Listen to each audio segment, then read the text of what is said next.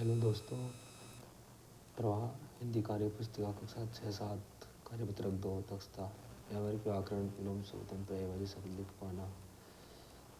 दिए गए शब्द समूह में से बिन शब्द पर गोला लगाइए। जो पर्यायवाची दे रखे हैं 4 शब्द दे रखे में से 4 में से एक अलग है और 3 समान है।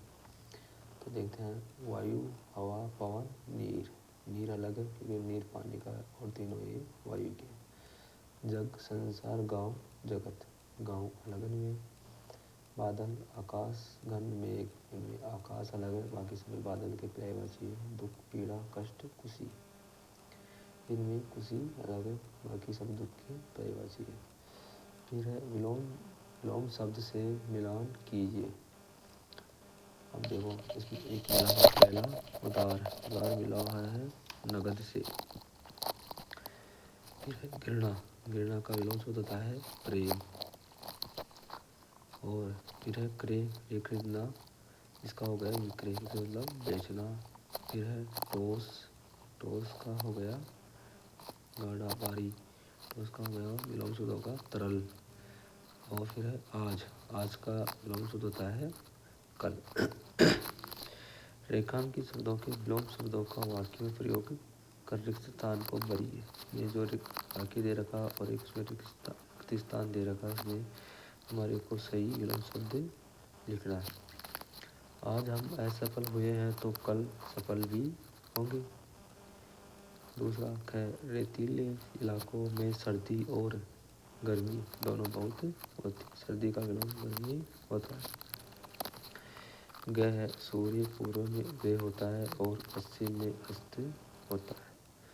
गह हमें आय से ज़्यादा खर्च नहीं करना चाहिए। फिर देखो चौथा है, इसमें निम्नलिखित शब्दों के दो पर्यायवाची शब्द लिखिए। दो पर्यायवाची हमारे को इनमें लिखने। पहले का देखा है वन। वन के जंगल और अरण्य। अब है कपड़ा। कपड़ा का पर्यायवाची होता है वस्त्र और चीर।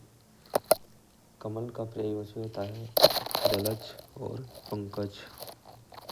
चंद्रमा का पर्यायवाची होते हैं चांद और शशि। फिर है पर्वत। पर्वत का पर्यायवाची हो गए पहाड़ और दूसरा हो गया नग। तो हमारा कार्यपत्रक तो पूरा हुआ। अब चलते हैं तीसरे कार्यपत्रक की तरफ।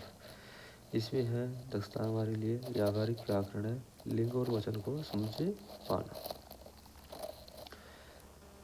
लिंग होते हैं दो, स्त्री और पुरुष। वो हमारी वन में ढूंढने या छांट कर लिखने हैं। वचन एक या अधिक वस्तुएं। एक वस्तु है तो एक वचन, और अधिक चीजें हैं या अधिक व्यक्ति है तो हो गए बहुवचन।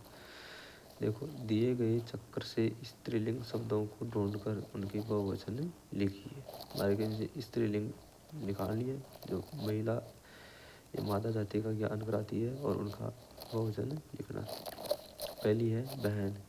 बहन का बहुवचन होता है बहनें। दूसरा इसमें स्त्रीलिंग है मुर्गी। मुर्गी का बहुवचन मुर्गियाँ हो गया। और तीसरा शब्द है मछली। मछली का हो गया मछलियाँ बहुवचन। फिर है चौथा शब्द नदी। नदी का होता है नदियाँ। ये हमारे हो गए शब्द और बहुवचन। फिर देखो दूसरा प्रश्न है निम्नलिखित शब्दों के लिंग परिवर्तन की। हमें एक तरफ लिंग दे रखा है, उनको हमारे को बदलना है। जैसे धोबी का धोबी पुरुष से स्त्रीलिंग। पति पत्नी, चाचा चाची, घोड़ा घोड़ी, ऊँट ऊँटनी।